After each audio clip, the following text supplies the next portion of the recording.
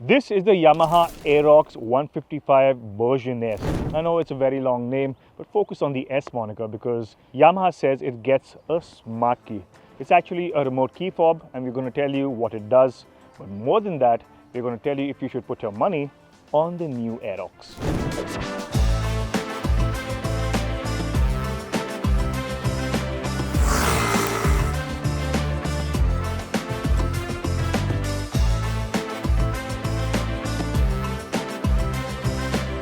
First things first, let's tell you what the key fob does. So with the key in my pocket, it's very easy for me to just unlock the scooter by turning the knob and turn on the ignition, press the brake, start the scooter. Likewise, if you want to lock the scooter, just turn the knob all the way to the left, lock the handlebar, and you can walk away. It's simple, it's convenient, and it adds some premiumness to an ICE scooter. These types of remote key fobs have usually been the preserve of expensive motorcycles in the past, but one can get it now on an Aerox 155. Mind you, the Aerox is also quite a premium scooter, and for the money it asks, the remote key fob adds to the feel-good factor. Speaking of, I had a pleasant surprise in store when I rode the Aerox over Mumbai's poor roads.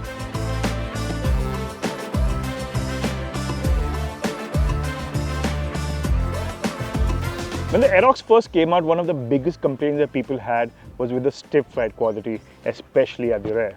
But now, with this shock absorber, the ride quality is much more absorbent. When you're riding over steps in the roads or encountering potholes, you won't really grimace in pain like you would on the previous Aerox. In fact, the front also feels more absorbent and pliant, but it feels a little too much on the softer side. While it works for the most part, some members of the team were unhappy about the quickened rebound of the rear spring. While that hasn't affected handling, and the Aerox remains a super fun scooter to chuck around corners, I'm not a fan of the way the front end bottoms out over large steps in the road with an accompanying and irritating thud.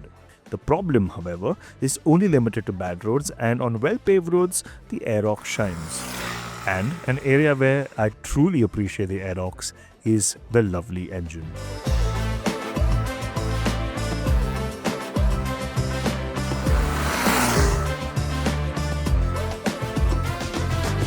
The 155cc liquid-cooled engine is undoubtedly the star of the Aerox show. It's super refined, can sit happily at 100 kilometers an hour, and the acceleration is fast for a scooter. What I also like is the efficiency it gives you. It's so light on the pocket. With the help of the stop-start system, it helps you achieve really good fuel efficiency figures, and that's something that's unheard of in some of the scooters of this class. In fact, at cruising speeds in the city or at 100 kmph on the highway, the engine feels effortless and buttery smooth.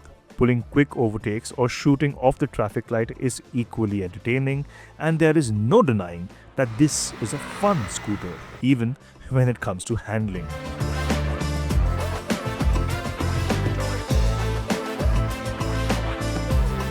The Aerox still remains a great scooter to ride.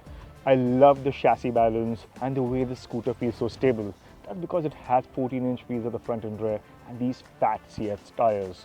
In the city, it's easy to maneuver, and just look at the amount of steering lock that I have with the scooter. That allows me to go through gaps very, very easily. It's also a very planted scooter at highway speeds, and I don't think you'll mind heading out on road trips with it. What I also want to say is that the Aerox looks amazing, and I think it's a design that will age well.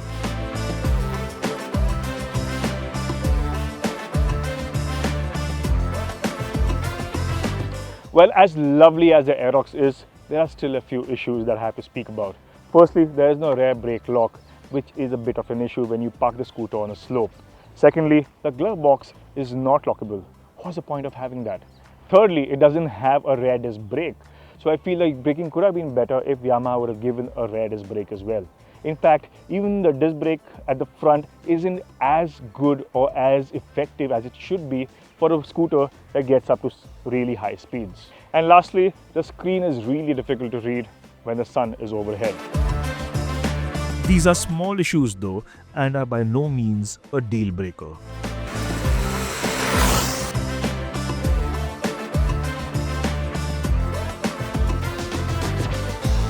So to answer the question, should you still buy an Aerox? Well, I feel if you want a scooter that is different from conventional scooters, if you want a maxi scooter that feels really sporty to ride, looks great, is built exceedingly well and has a wonderful engine, you can't really get anything better than an Aerox in today's day and age.